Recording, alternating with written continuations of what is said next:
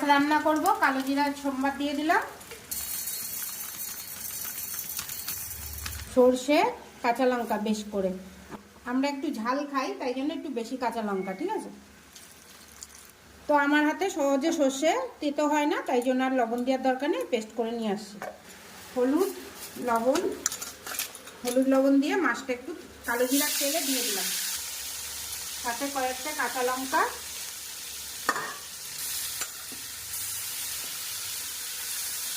সব মাছ দিয়ে দিলাম। এবার সর্ষে বাটাটা দেবো। সরপুঁটি মাছ বেশি ভাজলে হবে না, হালকা করে এবার উল্টে দেবো। এক পিঠ হালকা হালকা ভাজা হয়ে গেছে। তো এখানে আছে দই, টমেটো, সর্ষে, কাঁচা লঙ্কা।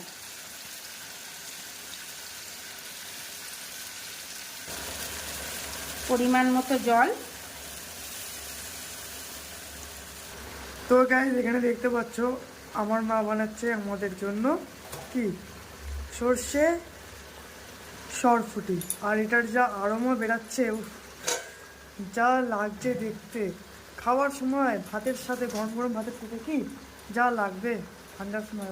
তোমরাও এরকম বানাও বানাও ঠান্ডায় হুম আর খাও। চলো।